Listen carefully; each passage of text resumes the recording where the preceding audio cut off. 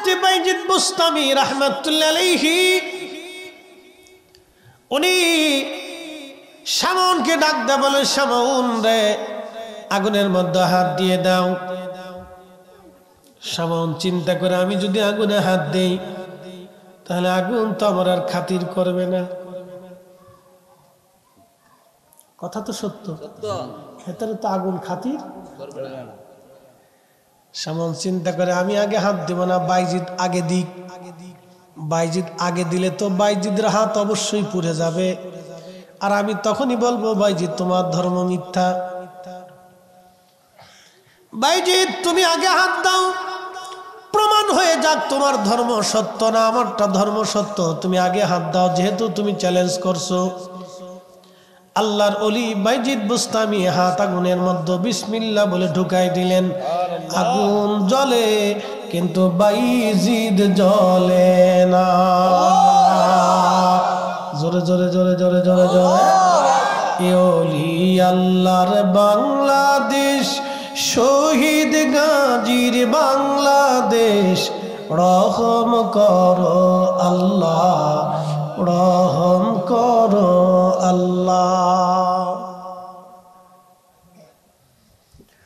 বলবেন হুজুর, এই জমানার ওলিদের এত কারামত, তাহলে সাহাবীদের জমানায় কেন কারামত ছিল না?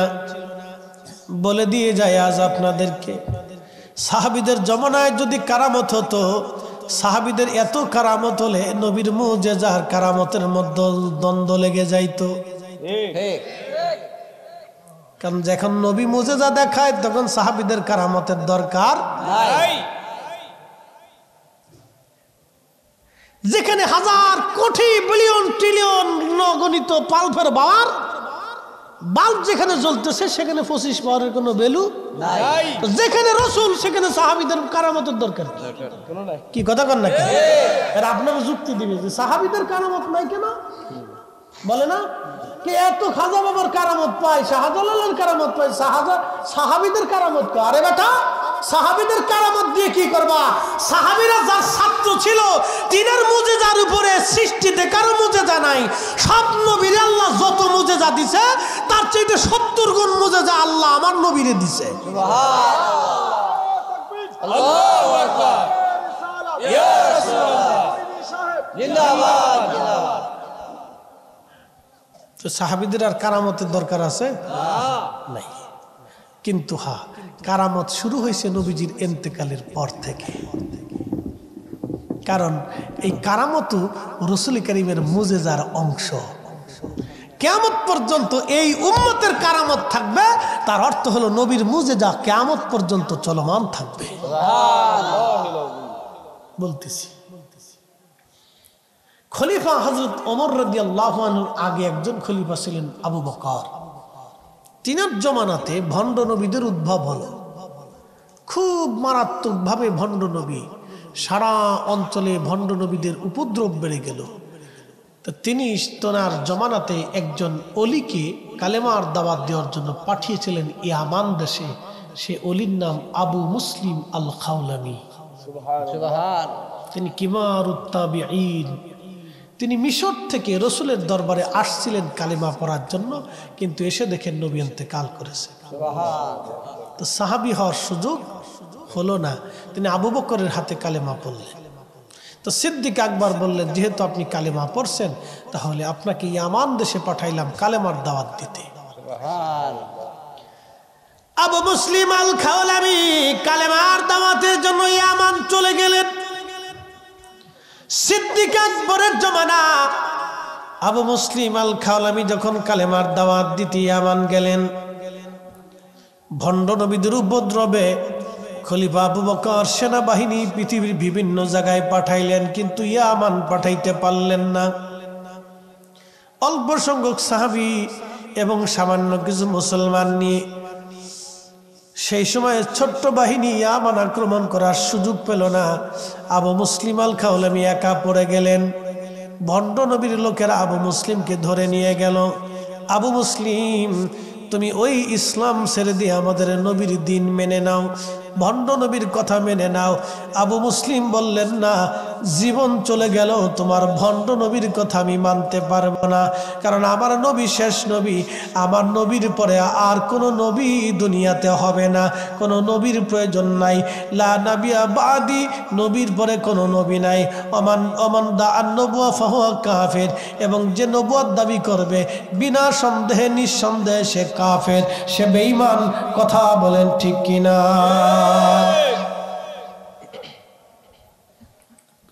শ্রেষ্ঠ নবী দিলাম রে তরিয়ে নিতে রোজ হাসরে, পথ না ভুলি তাই তো দিলে পাক কুরআনের বাণী। খুদা তোমার মেহেরবানি, সুন্দর ফুল সুন্দর ফল মিঠা নদীর পানি। খুদা তোমার মেহেরবানি, খুদা তোমার মেহেরবানি। ভণ্ড নবীর লোকেরা বলল, আবু মুসলিম, যদি তোমার নবীর দিন ছেড়ে না দাও তাহলে তোমাকে আগুনের মধ্যে পুড়িয়ে মারবো। আবু মুসলিম আল খাওলামি ডাক দে বলেন, হে ভণ্ড লোকের নবীর উম্মতেরা, আমার নবী যদি আখিরি নবী হয় তাহলে আমি মুসলিম আল খাওলামি আগুনে পড়ব না, আর যদি তোমাদের নবী ভণ্ডটা সত্য হয় তাহলে আমি আগুনে পুড়ে যাব। তোদের কলিজায় সাহস থাকলে আমার আগুনে ফেলাইয়া দেখ। আল্লাহু আকবার কবীরা। হয় না জোরে বলেন, জোরে জোরে জোরে একসাথে বলেন আল্লাহু আকবার। চিৎকার মেরে বলেন ইয়া রাসূলুল্লাহ। আজকে আমার দেশের ৯০ পণ্ডিতে আজম কি ইয়া রাসূলুল্লাহ স্লোগান, নারায়ে রিসালাতের ফালতু স্লোগান। এই সমস্ত আজারে বাজারে কোথা থেকে এক একটা প্লেন হুজুর আবিষ্কার হয় জানি না। রকেট হুজুর, প্লেন হুজুর, ঠেলেন হুজুর, হ্যাঁ, নায়িকা হুজুর, কত হুজুর দেশে আসতেছে আল্লাহ জানে।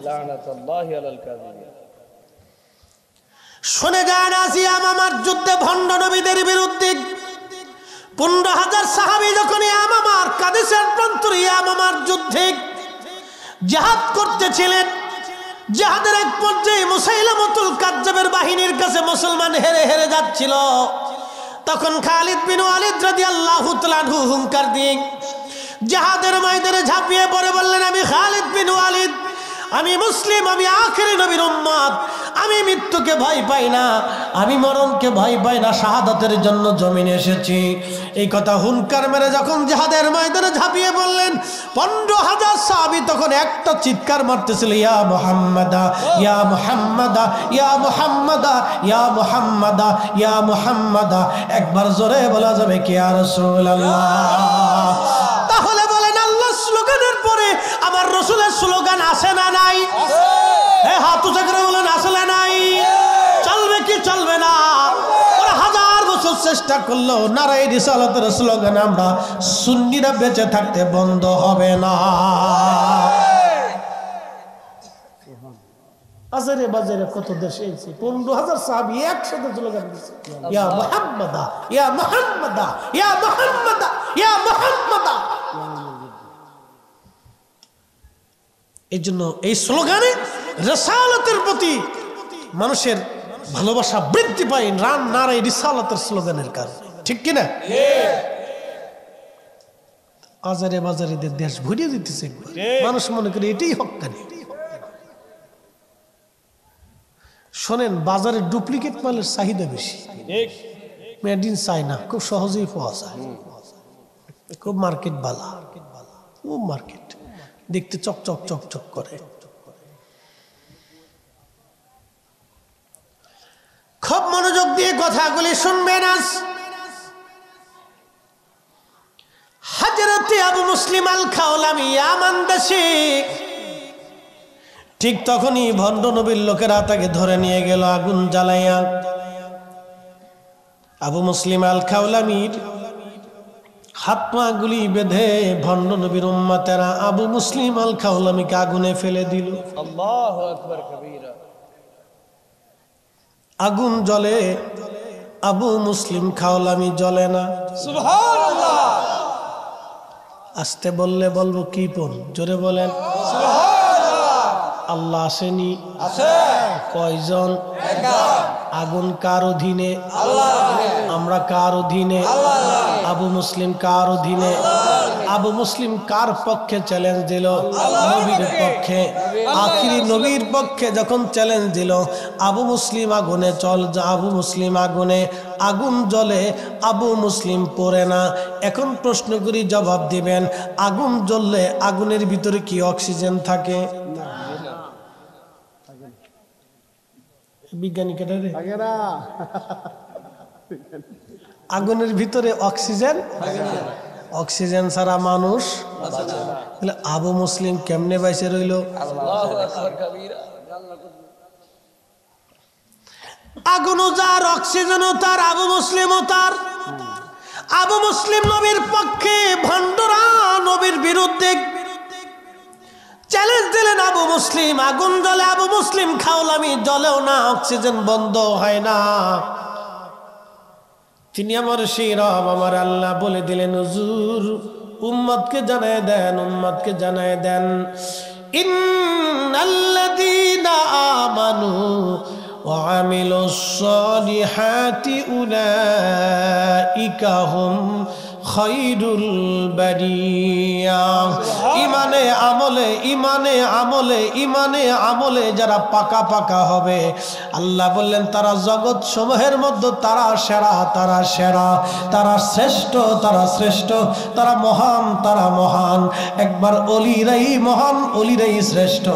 আপনি যতই চিল্লা ফাল্লা করেন, খাজা বাবা আজমিরির শান কমানো সম্ভব হবে না, আবু মুসলিম আল খাওলামির ইজ্জত কমানো সম্ভব হবে না, শাহজালাল ইয়ামানি মুজাররিদের ইজ্জত সম্মান কখনো কমবে না। কি কথা বলেন ঠিক কিনা?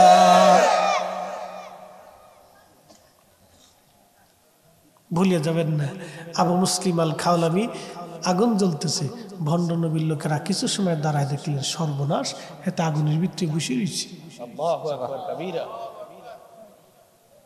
দীর্ঘ সময় আগুন জ্বলল, আগুন থেকে তিনি বের হয়ে আসলেন। সুবহানাল্লাহ। ভণ্ড নবী সহ লোকজন পালিয়ে চলে গেল।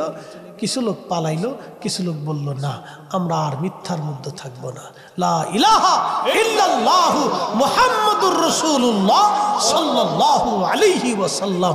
একসাথে বলবেন না, ইয়া রাসূলুল্লাহ।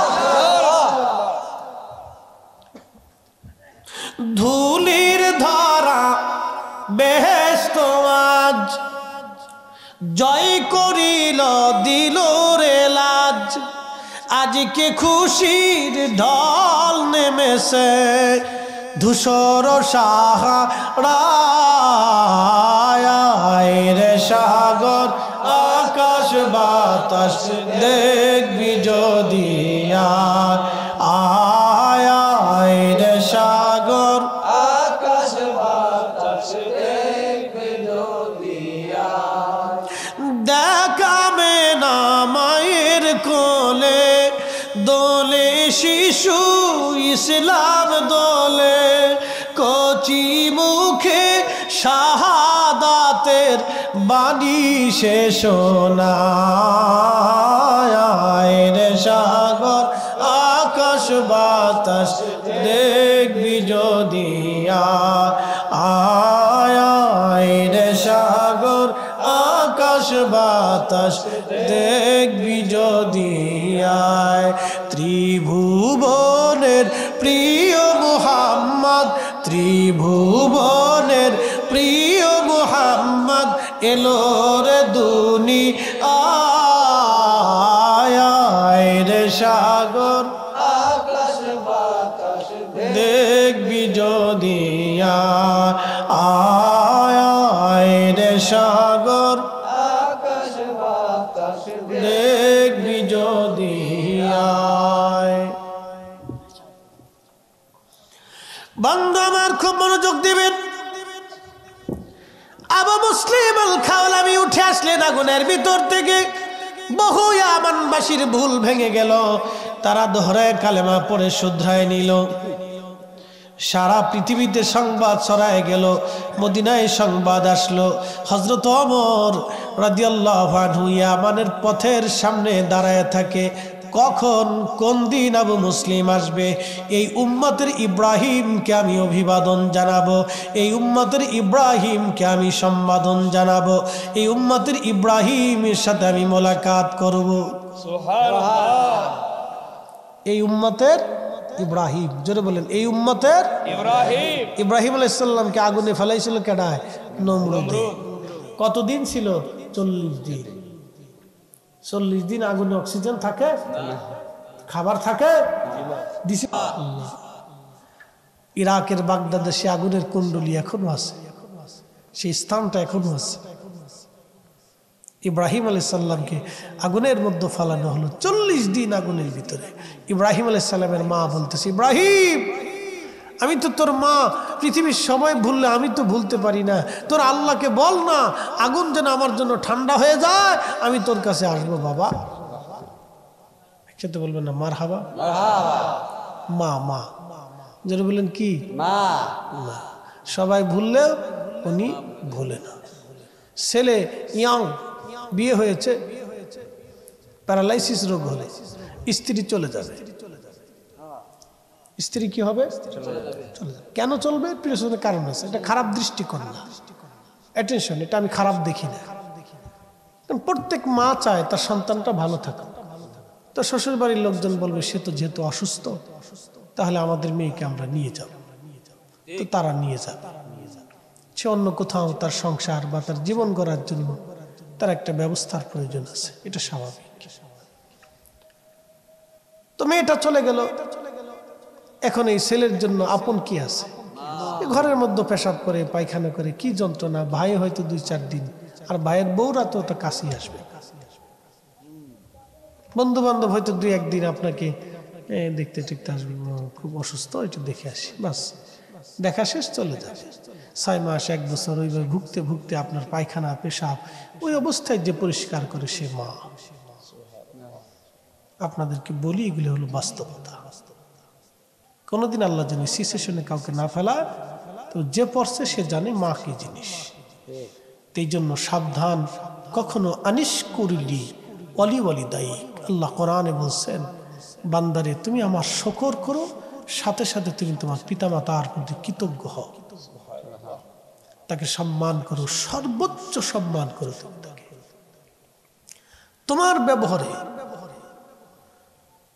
তোমার ব্যবহারে যেন সে যেন শব্দটা পর্যন্ত না করে। অখফিস লাহুমা দানাহা দুল্লি মিনার রাহমা, তুমি তার সমস্ত দয়াকে তুমি তার জন্য ঢেলে দাও, তোমার ভালোবাসাটাকে তার জন্য পরিপূর্ণ করে দাও।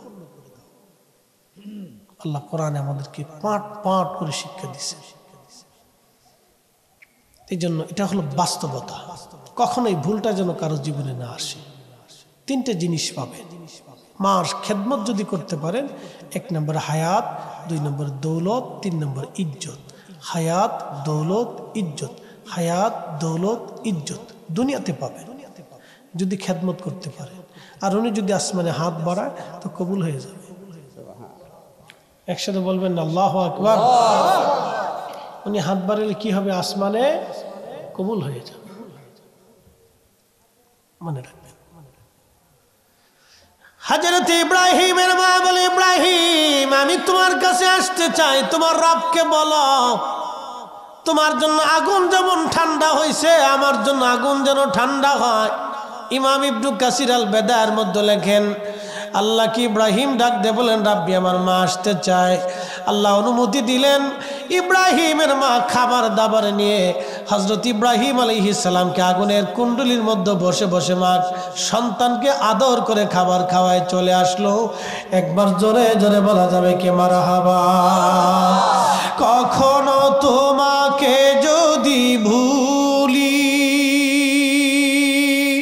হেদায়েতের আলো জেলে নিউ কাছে তুলি, ঠাই দিও প্রিয়তম, ঠাই দিও প্রিয়তম, ওগো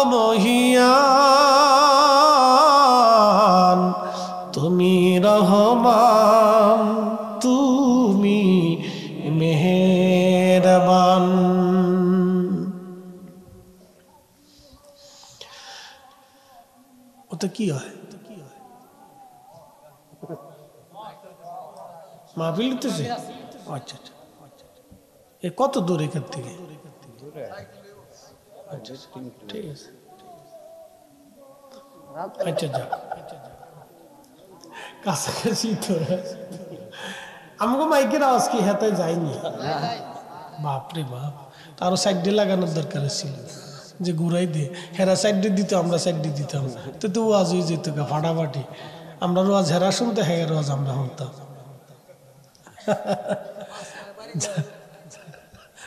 আল্লাহর ইচ্ছা সব। একসাথে জোরে বলি তো আল্লাহু আকবার। আবু মুসলিম আল খাওলামি সুদূর ইয়ামান থেকে রওনা করলেন মদিনার পানে। হযরত ওমর দাঁড়ায় থাকে, কখন আসবে আসবে আসবে, অপেক্ষা করতে করতে করতে করতে একদিন দেখে আবু মুসলিম আল খাওলামি আসে, হযরত ওমর দাঁড়ানো। আহলান সালাম দেওয়ার জন্য হযরত ওমর কাছে আসার পরে বুকের মধ্যে জড়িয়ে ধরে আদর করলেন, চুমা খাইলেন আর বললেন, আবু মুসলিম, তুমি এই উম্মতের ইব্রাহিম। ইব্রাহিম একবার জোরে বলা যাবে কি মারহাবা? বলেন আল্লাহ আছে না নাই? আমাদের নবী হক না বেহক? একবারে বাস্তব তাজা ঘটনা, তাজা, লক্ষ লক্ষ মানুষ এই ঘটনার সাক্ষী। তাজা ঘটনা, একবারে তাজা ঘটনা সাহাবীদের জমানায়। কে বলছে সাহাবীদের জমানায় কারামত ছিল না? বেটা কিতাবই তো পড়ে না। ঠিক, কি কথা কর না কেন? ঠিক। মুসলমান, শামুন বাইজিদ বুস্তামি আগুনের মধ্যে হাত দিয়ে বসা, আগুন জ্বলে, বাইজিদ বুস্তামি জ্বলে না। আল্লাহ। দীর্ঘ সময় পরে অলিকুল শিরোমণি বাইজিদ বুস্তামি রহিমাহুল্লাহ হাত বের করে নিয়ে আসলেন। শামুন দেখো, তুমি এবার আগুনের মধ্যে হাত দাও। শামুন বললেন, বাইজিদ, এত বছর ধরে আগুনের সামনে সেজদায় পড়ে থাকি, একটা বারের জন্য আগুন আমাকে খাতির করবে না।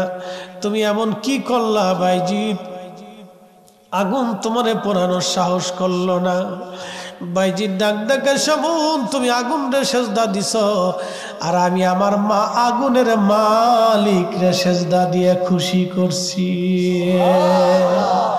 তুমি যদি আগুনকে খুশি রাজি করতে চাও, বাধ্য করতে চাও শামুন, তাহলে আগুনের পূজারি না হইয়া আমার মালিক আমার আল্লাহকে মেনে সেজদা দাও। জাগা মতো মানলে কাজ হবে, আজারে বাজারে মাইনে কোনো লাভ হবে না।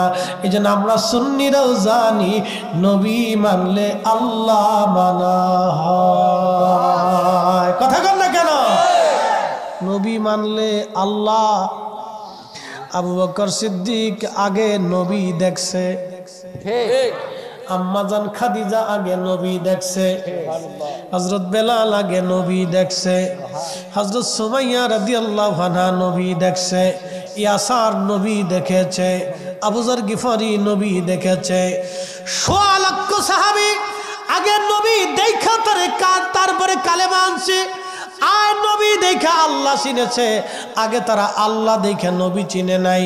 তারা আল্লাহ আছে এটা জানতো না, আমার নবী দেখে তারা আল্লাহ মেনেছে, আল্লাহ চিনেছে।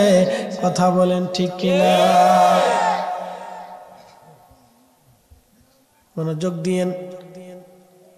হযরত আব্দুল্লাহ ইবনে মাসউদ তখন বালক। আল্লাহর নবী এবং আবু বকর দুইজন পাথুরি রাস্তা, মরুভূমি পাহাড়ি রাস্তা দিয়ে হেঁটে হেঁটে যেতে যেতে ক্লান্ত হয়ে গেলেন। পানির তৃষ্ণা লেগে গেল। এবছর যারা হজে গেছে তারা জানে হজ কি জিনিস। এরকম এক একটা বোতল 10 মিনিট পর পর খাইছি, তারপরেও কলিজায় পানির ঠান্ডা মিটে না। তাই এরকম নর্মাল পানি খাই নাই, বরফ দেওয়া পানি, ফ্রিজিং করা পানি খাইছি, তারপরেও কলিজা ঠান্ডা হয় না। আরাফা থেকে যখন হাঁটা শুরু করবেন, মুজদালিফা হয়ে মিনা হয়ে জামারাত হয়ে হেরেমে আসবেন, সেই দিন বুঝবেন হজ কারে কয়। আমার চোখের সামনে আরাফাতে এক মিশরি হাজি ছটফট করে মারা গেল। প্রচন্ড গরমে হিট স্ট্রোকে হজ কারে কয় বোঝা যায় গরমে হেঁটে হেঁটে হজ করলে, আর আরামে হজ করলে হজ করা যাবে, কিন্তু হজের গুরুত্ব বুঝবেন না। এই জন্য বুড়াকালে হজের চাইতে জোয়ানকালে হজ করা ভালো। আমাদের দেশের বহু মানুষের হজ ফরজ। ওরে যাচ্ছি কবরে হাসরে, কবরেই তো যাইতে হবে আমাদের, কবর ছাড়া আর কি রাস্তা আছে? কবর ছাড়া রাস্তা নেই, ওখানেই যাওয়া লাগবে। আজ অথবা কাল 1 ঘন্টা পরে হলেও যাইতে হবে। তো লাস্টের দিকেই যাই, জীবনের শেষে যেহেতু কবরে যাইতে হবে, তো শেষের দিকেই কবরে চলে যাচ্ছি, চিন্তার কোনো কারণ নেই। আমি কবরে আসতেছি, কবরে ওয়াজ রাইখে আইছি। একসাথে বলবেন আল্লাহু আকবার। ইসলাম সত্য, দিন সত্য, ইমান সত্য, এগুলি বুঝতে হলে আপনাদেরকে প্র্যাকটিক্যাল বুঝাইতে হবে। প্র্যাকটিক্যাল কিছু বাস্তব ঘটনা আপনাদেরকে না বললে একই আসবে না। এই জন্য পৃথিবীতে কারামত আল্লাহ কেন দিলেন? ওলিদের কারামত কেন দিছে? কারামত দিছেন হলো বাস্তব আল্লাহকে বুঝার জন্য। কথা ঠিক কিনা? আল্লাহ যে আছে কি করে বুঝবে? নবী যে তিনি নবী, তাহলে সাহাবা ইকরাম কি করে বুঝতেন? এই জন্য আল্লাহ মুজিজা দিছেন। কথা ঠিক কিনা? তো নবীজি যাচ্ছেন, তো পানির তৃষ্ণা। এমন সময় আবু বকরকে বলেন, আবু বকর রে, পানি কোথাও পাওয়া যাবে? বলে হুজুর এই মরুভূমিতে পাহাড়ি পাথর পাহাড়ের অঞ্চলে কোথায় পাবো? বলে দেখো কোনো রাখাল আছে কিনা, যদি ছাগলের পাল নিয়ে আসে তাহলে তার কাছ থেকে তো পানি পেলেও পাওয়া যেতে পারে। তো দেখতেছে একটা বালক অনেকগুলি ছাগল নিয়ে পাহাড়ি চর দিয়ে চড়ে বেড়াচ্ছে। তো পাহাড়ের কোনায় কোনায় কোনায় কোনায় আরবে দেখছেন ঘাস হয়, দেখতে মনে হয় যে মরা মরা ঘাস, কিন্তু ওটাই খায় ছাগলে, উটে ছাগলে, ওগুলি খেয়ে খেয়ে বেঁচে থাকে।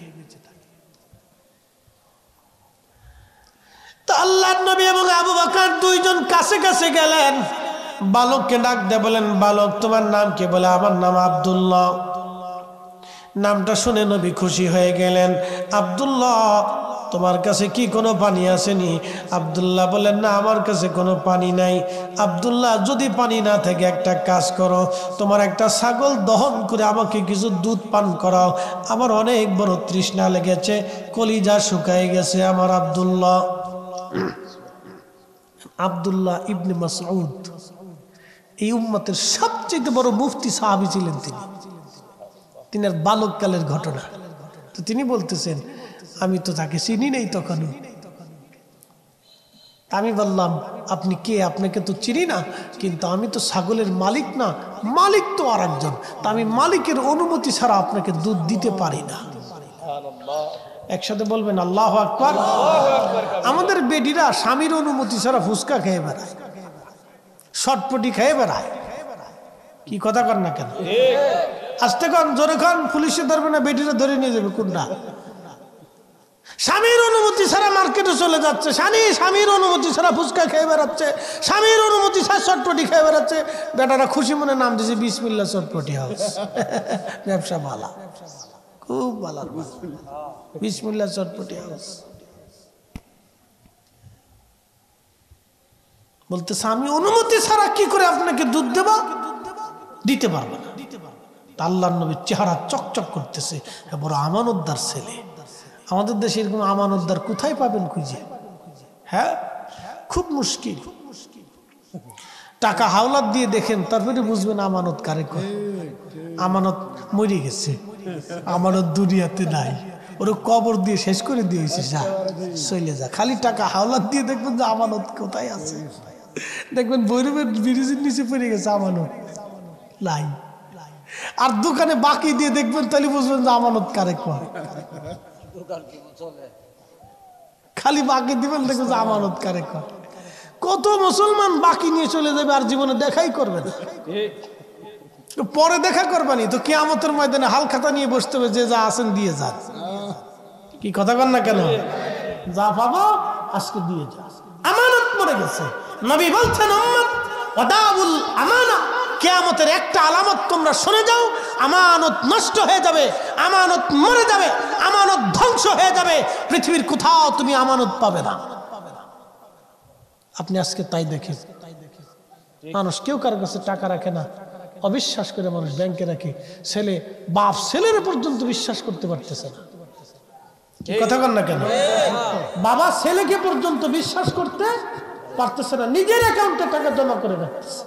কারণ কি? ছেলেকে বিশ্বাস করা যাচ্ছে না। কোন ছেলে নিয়ে কোন মেয়ে নিয়ে লুটুর বুটুর করে পলায় চলে যাবে, কোনো খোঁজ খবর নাই। বিশ্বাস করা মুশকিল। জরি না লে ভাই গেছে গা, আমানত বৈরবের ব্রিজ নিচে পড়ে শেষ। কথা ক্লিয়ার, কোনো ভেজাল বুঝেন নাই। যাগ্গে যাগ্গে কথা কইস না। ওর আব্বা যাক, ওর খালু যাক, মামু যাক, সব চলে যাক, তুই থাকলিস না। তুই যাস না। মুসল্লি খুব করা, আপনাদের এলাকার বড় বড় মুসল্লিরা খুব করা মুসল্লি, বুঝলেন না? ছোট ছোট মুসল্লি সব মাহফিলের ভিতরে চুপচাপ বয়ে থাকে, একসাথে বলবেন আল্লাহু আকবার। এটা সুলক্ষণ, আগামী দিন আমরা কবরে চলে যাব, ওরাই থাকবে। কথা বলেন ঠিক না বেঠে? প্রিয় বেলাবাসী, মনোযোগ দিয়ে শুনে যাবেন। হাজিরিন, হযরত আব্দুল্লাহ ডাক দিয়ে বলতেছে, কে গো আপনি? দুধ দেওয়া যাবে না, আমি মালিকের অনুমতি ছাড়া দুধ দেব না। নবীজি বলেন, আব্দুল্লাহ রে বেটা, সুন্দর কথা বলেছো তুমি। যদি এই দুধওয়ালা ছাগল থেকে দুধ দহন করে তুমি না দাও, তাহলে যেই ছাগলের দুধ হয় না, যে ছাগলের বাচ্চা হয় নাই, ওই ছাগি আমাকে একটা দাও, আমি তার দুধ দহন করে দোয়াই খাবো। জোরে জোরে জোরে জোরে। তাহলে তোর তোমার আমানত নষ্ট হবে না। যে ছাগলের বাচ্চা হয় নাই, যে ছাগলের দুধ হয় নাই, তুমি ওই ছাগল আমাকে একটা দাও, আমি তার থেকে দুধ দহন করে নিই। তো নিলেই তো আর তোমার আমানতের খেয়ানত হচ্ছে না। তো তুমি আমাকে এরকম একটা ছাগল দাও না। আব্দুল্লাহ চিন্তা করে, এটা আবার কেমনে সম্ভব? ছাগল এখনো বাচ্চা দিল না, তার দুধ কেমনে হবে? আচ্ছা দিমু, তো ছোটটা বাচ্চা দিই, ছোটটা বাচ্চা দিই। তো ছোট একটা লুয়েছি। নবীজি ডাক দিয়ে বললেন, আবু বকর, খোলসালা একটা পাথর নিয়ে আসো। যে পাথরের ভিতরে খোলস আছে, গর্ত করা আছে, এমন একটা পাথর আনো। খুঁজে নিয়ে এসে কাপড় দিয়ে পরিষ্কার করে দেওয়ার পরে নবীজি ছাগল এনে দিলেন আব্দুল্লাহ ইবনে মাসউদ। আল্লাহর নবী তার রহমতের হাত ছাগলের ওলানের নিচে মেরে দিলেন। হাত বুলিয়ে দেওয়ার সঙ্গে সঙ্গে আল্লাহর পক্ষ থেকে ওলান নেমে আসলো। আল্লাহু আকবার। আরো জোরে বলেন আল্লাহু আকবার। তিনি নবী, কোনো সন্দেহ নাই। তিনি নবী, কোনো সন্দেহ নাই।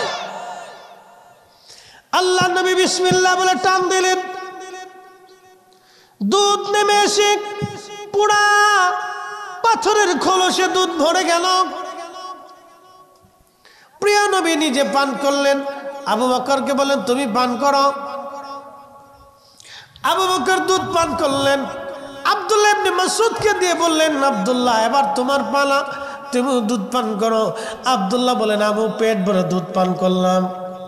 সুবহানাল্লাহ। লক্ষ্য করে দেখি আমার নবীজি আবার ওলানের নিচে হাত মেরে দিলেন। ওলানটা আবার আগের জায়গা মতো একবারে মিশে গেল। সুবহানাল্লাহ। এর মনে হচ্ছে কোনো দুধই তার হয় নাই, কখনো তার বাচ্চা হয় নাই, কোনো দুধই তার হয় নাই, কোনো ওলানি তার নাই। তিনি নবী নবী নবী, এটা নবীদের মুজেজা।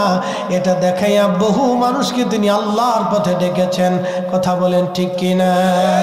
ওয়াদাইয়ান ইলাল্লাহি বিইযনিহি ওয়াসিরাজাম মুনীরা।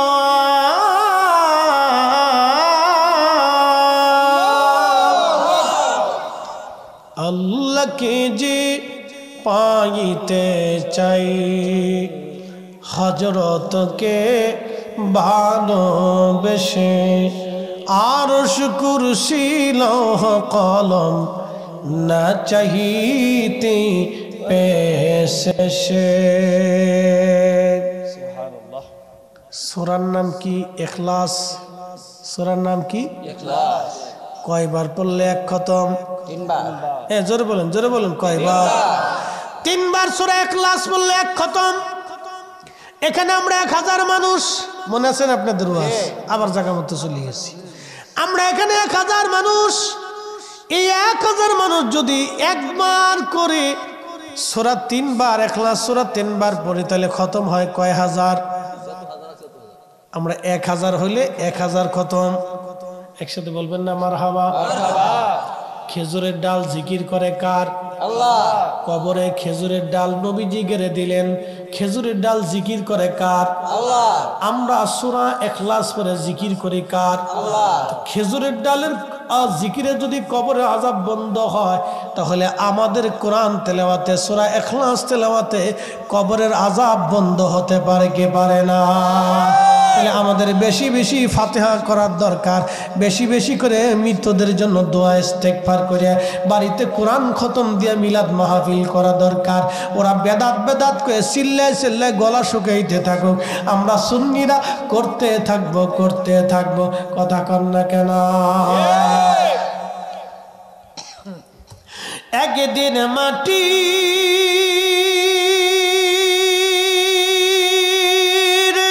ভিতরে হবে ঘর রে, মন আমার কেন বান্ধু দালান ঘর, মন আমার কেন বান্ধু দালান ঘর।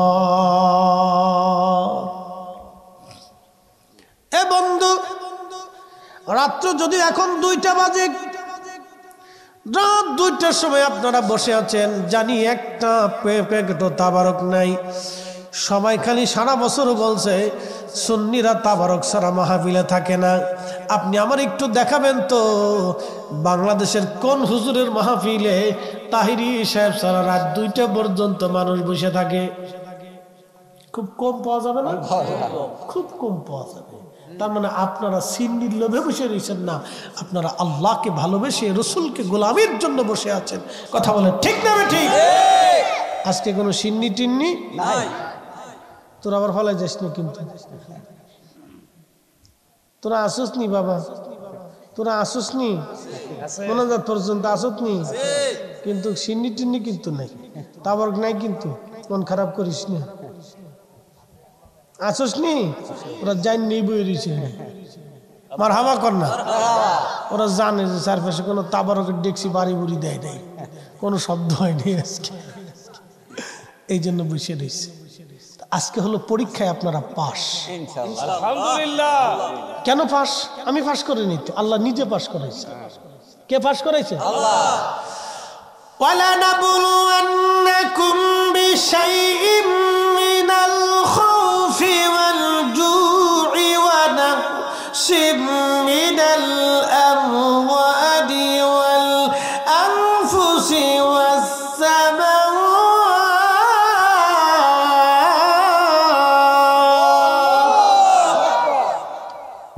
রাত 2টার সময় ওয়াজ করতেছি, মনে হচ্ছে বাদেশা ওয়াজ করতেছি। বেলাবর মানুষ শক্ত আছে, বোঝা যায়, মনে হচ্ছে বাদ এশার ওয়াজ করতেছি।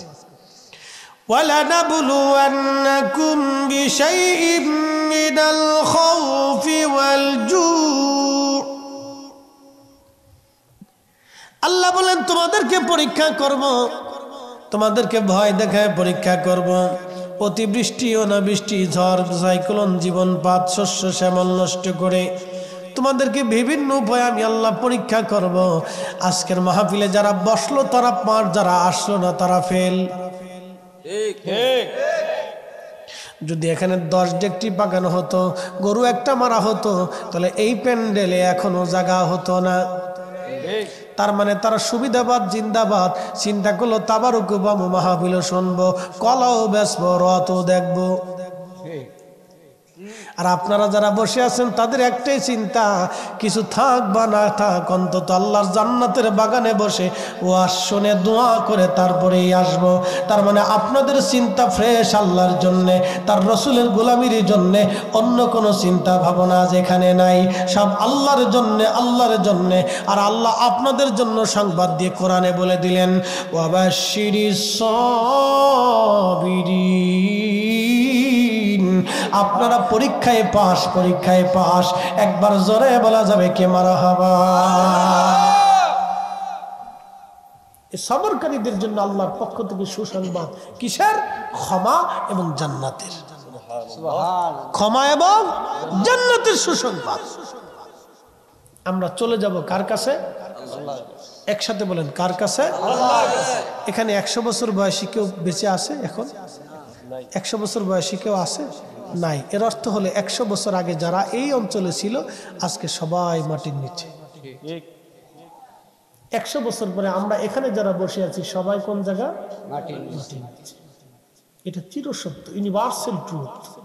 ইউনিভার্সাল ট্রুথ, চিরন্তন সত্য এটা। ঠিক এটাই হবে, মাটির নিচে। নবীজি বললেন, সাহাবীরা রে, কবরের ভিতরে কঠিন আযাব হচ্ছে 2টা কারণে। একটা চগলখুরি করার জন্য। চগলখুরি বুঝছেন নি? একজনের দোষ আর একজনের কাছে বইলে বইলে ভেজাল বাড়ায়। আছে না এরকম কিছু মানুষ? আহা, অসুস্থ আত্মা। যারা বলেন কি আত্মা? অসুস্থ আত্মা। দেখবেন চার দোকানে বসলি, হেতা ভালো না, হেতার মেয়ে এমনি চলে, হেতার বউ এমনি চলে, হেতার মা এমনি চলে, হেতায় নিজে এমনি চলে, হেতায় এটা করে, হেতায় সেটা করে, সব ভালো খালি নিজে। আসেন এরকম কিছু লোক? একবার বিরাট বড় বুজুর্গ আলাইহিস সালাতু ওয়াস সালাম, শয়তানের খালাতো ভাই। কি কথা কন না কেন? শয়তানের খালাতো ভাই। সব দোষ সার মানসিক, সব খালি উনি ভালো। বসে বসে সার দোকানে খালি হেতা ভালো না, হেতার বউ আপনি যায়। হারে বেটা, অন্য বেটার বউর হতে তোমার নজর যায় কে? কি কথা কন না কেন? র‍্যাঙ্ক বাড়ছে মসজিদ পর্যন্ত বর্তমানে। আমি একদিন ওয়াজ করতে গেছি গোপালগঞ্জ। কোন গঞ্জ? গোপালগঞ্জ। ওই শেখ হাসিনার বাড়ি থানা যেন ভুলে গেছি, টঙ্গিপাড়াত গেছি মাহফিল করার জন্য। বিশ্বাস করেন আমি ওয়াজ করতেছি বেশ অনেক আগে, আমি কামিল তখন ফারিক হয়েছি। তুই এলাকা তো গাইরে সুন্নি বেশি। আমরা কিছু পীর ভাইরা মাহফিলের ইন্তজাম করছে, বিরাট আয়োজন। এরকম লোকজন বেড়াই, মহিলা পুরুষ দিয়ে 1000 খানিক লোক হবে। তো পুরুষ মানুষরা বসে বসে ওয়াজ শুনতেছে, আর মহিলারা ভিতরের বাইরে বসে, বাড়িতে বসে বসে ওয়াজ শুনতেছে। প্রজেক্ট তখন কিছু নাই, এত আমদানি সামদানি ক্যামেরা ট্যামেরা কিছু হয়েছে না তখন তো আমি ওয়াজ করি। তো ওয়াজ করতেছি এক ভদ্রলোক, এক আলেম, আল্লাহ মাফ করুক, সে ভাইটা দাঁড়ায় বলল, হুজুর একটা কথা বলে। কি কথা বলে? তো বলতেছে পর্দা করা কি? তা আমি বললাম, আপনি আলেম জানেন না, পর্দা করা তো ফরজ। তা ওই যে বাইরে ভিতরে মহিলারা এসে বাইরে বসে, ওখানে বসে, ঘরের আনাচে কানাচে, উঠানে বসে ওয়াজ শুনতেছে, এটা কি পর্দার খেলাপ না? দেখেন কোন জায়গায় হাত দিছে। তার উদ্দেশ্য হলো আমার অপমান করা, উদ্দেশ্য ভালো না। তো ভিতর থেকে আরেকজন মুরব্বী দাঁড়াকে, এই বেটা থাম, মৌলবী বিরাট বড় হয়েছে, তোমার মায়ের দুধ বেচে বেড়াইছে, হে তা কো না। গেছে না ইজ্জত? আরেকজনের দ্বারা খাই বেটা থাম, আমরা এতগুলি পুরুষ এইখানে বসে রয়েছি, আমরা নজর বেডিকার দিকে যাই না, তুমি হুজুর মানুষ এই বেডিকার দিকে নজর গেল কে? কি কথা কন না কে? হইছে না? আর একটু আরো পার্সেন্ট হয়ে গেছে। আর আমার আর কথা কর দরকার আছে? আমি চুপচাপ বয়ে রয়েছি। তো কার বউ কেমনে যায়, কার মেয়ে কেমনে যায়, হেতা চার দোকানে বইয়ে বইয়ে ফেসাল পারে, তার মানে তার চোখ ভালো না, হেতা নিজেই খারাপ, শয়তানের খালাতো ভাই। কথা কন না, ঠিক কিনা? অসুস্থ। জোরে বলেন কি? অসুস্থ। সার্টিফিকেট দিয়ে দিলাম, অসুস্থ। প্রিয় উপস্থিতি, মনোযোগ দিবেন। চগলখড়ির কারণে কবরের মধ্যে কঠিন আযাব হবে। আরেকটা আযাব হবে কবরের মধ্যে পেশাব করার পরে ঢিলা কুলুপ ব্যবহার না করলে।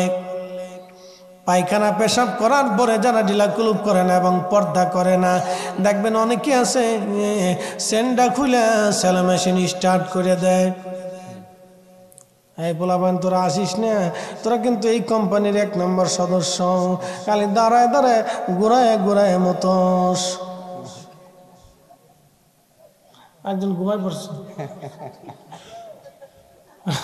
2টা বাজে, আর কত জায়গায় থাকবে বলতো? এই দাঁড়ায় মতন না ফাটি হেতারা করে কি সেন্টারে খুলে গোড়ায় গোড়ায় ফাল্লা দিয়ে মুতে কে কদ্দুর মুততে আরে হাসিস না বাবা তোকে আমি কিন্তু বালা করে চিনি তোকে এই দলে আমরাও একসময় ছিলাম হন তো না বুজুর্গ হয়েছি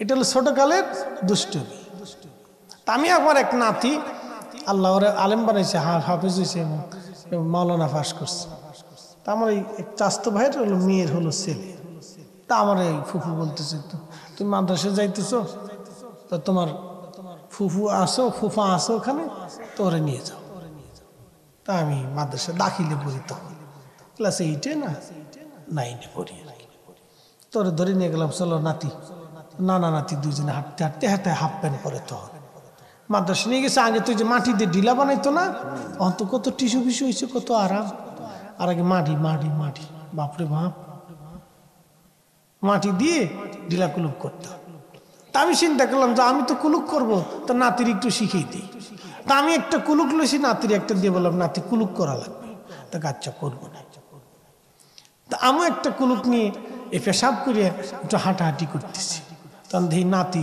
সেন্ডা খুইলে শ্যালো মেশিন স্টার্ট করছে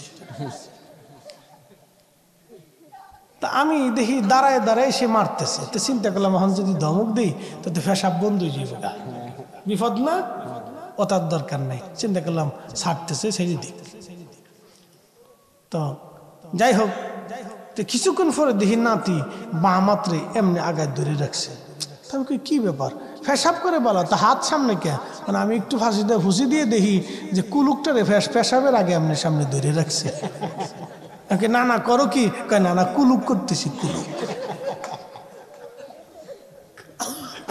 না কুলুক করি কুলুক আমি কি আরই ইজ্জত পাইয়ে ফেলাইছি কুলুক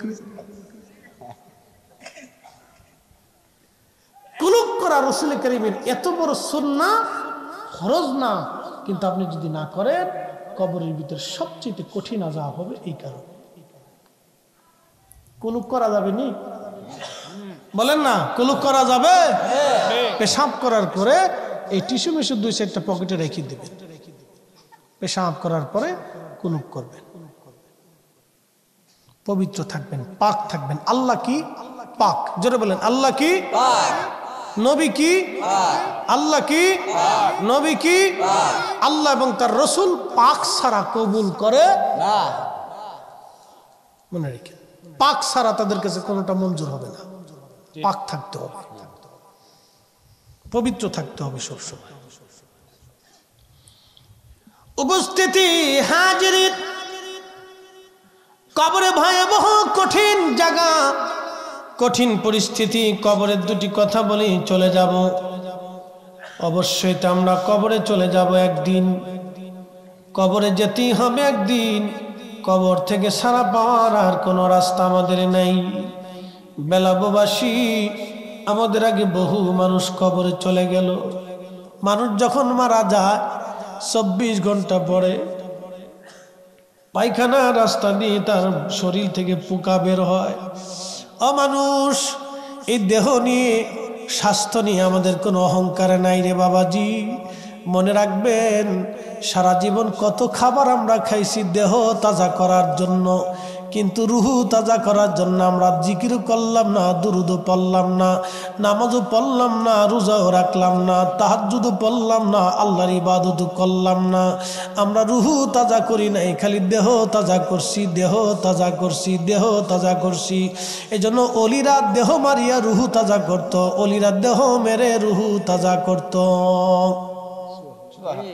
ঠিক কিনা আমরা সারা জীবন শুধু দেহ তাজা করছি ভালো ভালো খাবার খেয়েছি পুষ্টিকর খাবার খেয়েছি ডাক্তার বলে পুষ্টিকর খাবার খাবেন ফল ফ্রুট খাবেন তাজা তাজা শাকসবজি খাবেন ছোট ছোট মাছ খাবেন তেলের জিনিস খাবেন না বাচ্চা কুচ্চা খাবেন কেন খাবেন শরীর ভালো থাকবো তাজা থাকবো আমার দেহ তাজা করছি কিন্তু রুহু তাজা করি না আমাদের দেহ দিয়ে কি আল্লাহর কোনো কাজ আছে না আমাদের রুহুর সাথে আল্লাহর কথা আমাদের কথা হচ্ছে আল্লাহর রুহের সাথে আপনাদের সামনে কথা বলতেছে রুহ আমি না আমার এই বডি না এই রুহ কথা বলতেছে ভিতরের জন কথা বলতেছে উনি বলতেছে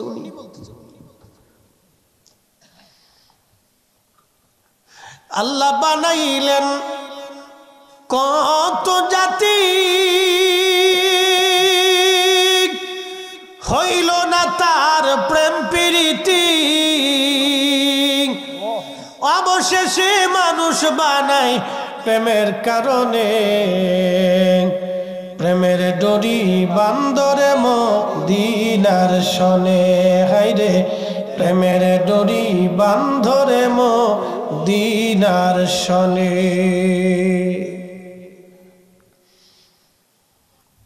হাজরিন বেলাববাসী, কবরের দেশে বড় কঠিন জায়গা।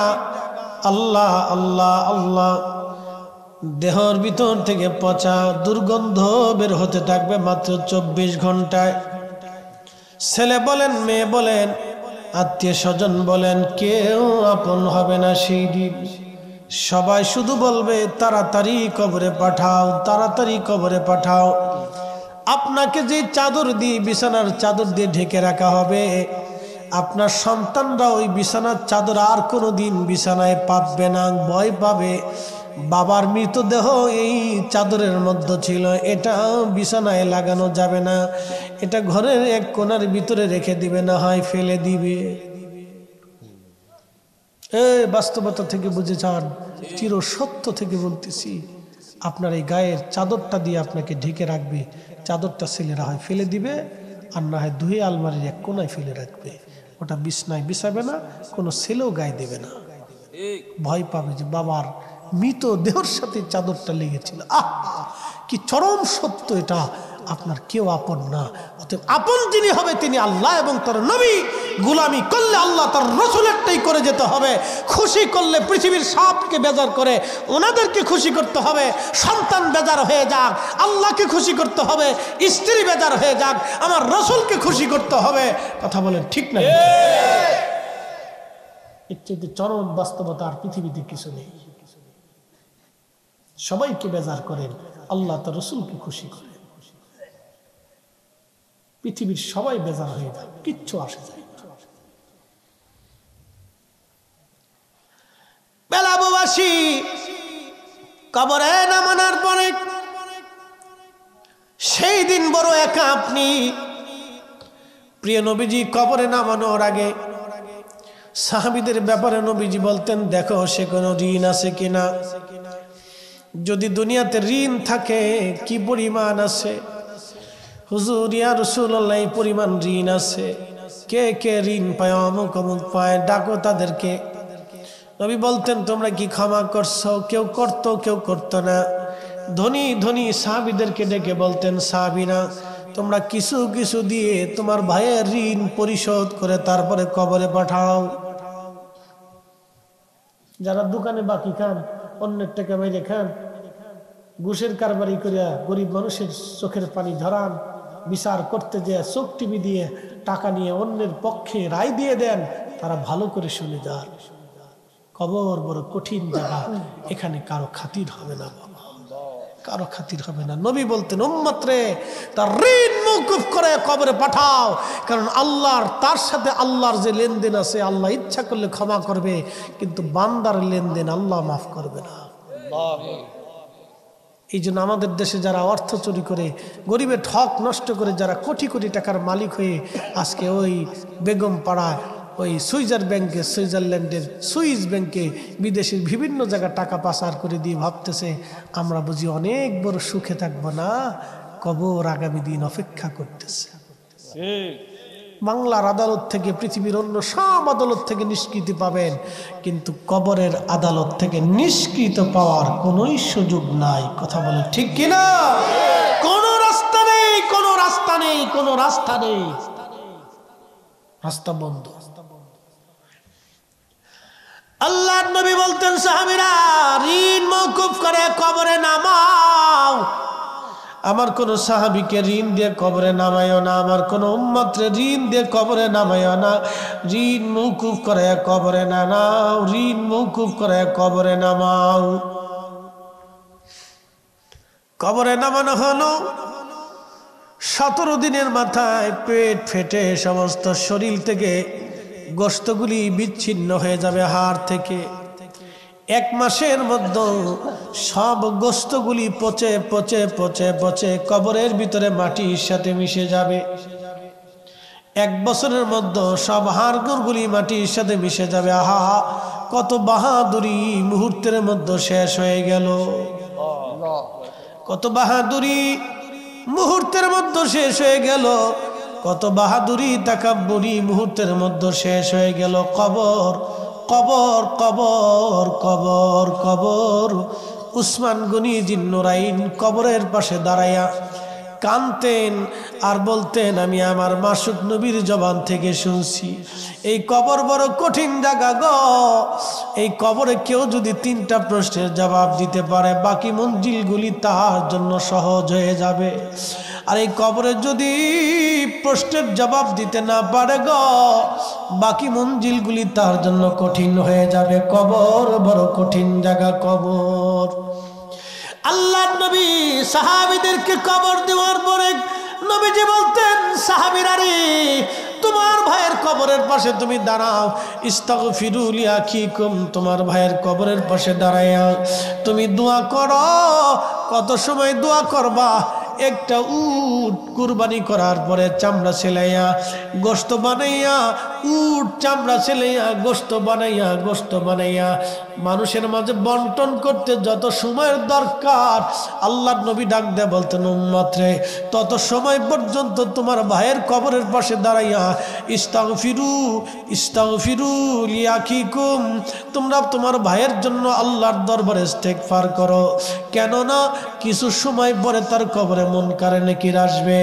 ওই মুনকারে নেকিরের প্রশ্নের জবাব যাতে সহজ হয়, সেই জন্য তুমি তোমার ভাইয়ের কবরের পাশে দাঁড়ায়া দাঁড়ায় দোয়া করো। আর আমাদের দেশের মুসলমানরা কবর দেওয়ার পরে অনেকেই কবে চলে যান, চলে যান, কবরের পাশে দাঁড়ায়েন না, মুনকারে নেকির আসবে, চলে যান, আপনারা চলে যান। আচ্ছা আপনি বলেন তো, হাতায় মুনকারে নেকিরের লেগে পাগল হইল কে?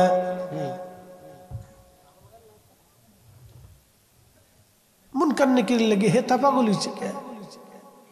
আল্লাহর নবী বললেন, তোমার ভাইয়ের কবরের পাশে দাঁড়াও, মুনকার নেকির আসবে, প্রশ্ন করবে, যাতে সওয়াল জবাব সহজ হয়ে যায়, সেই জন্য দোয়া করো, ইস্তিগফার করতে থাকো। একসাথে বলা যাবে না আল্লাহু আকবার? জিন্দেগি তোর যাইরে ফাঁকি দিয়া রে সোনার আদম, জিন্দেগি তোর যাই ফাঁকি দিয়া। ও আদম রে,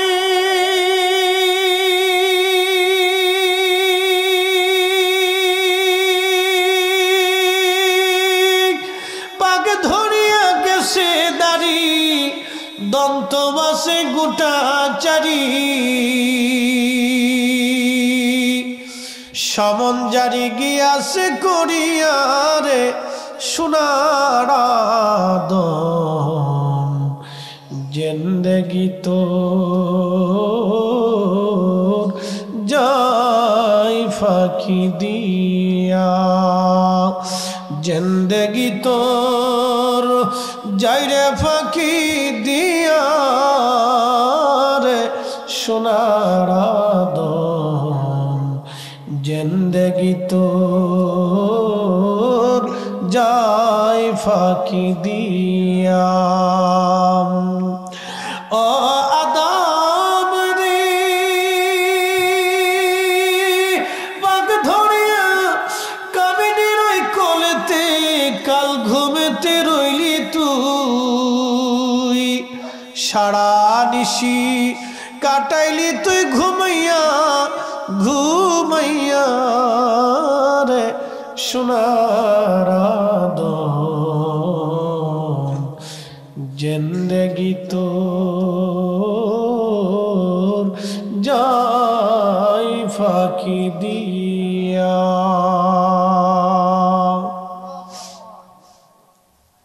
সময় একেবারে শেষ, আর লম্বা কথা বাড়াবো না। কবর বড় কঠিন, একদিন কবর থেকে আল্লাহ উঠাবে। ওয়া ইদাল القبور بعثرت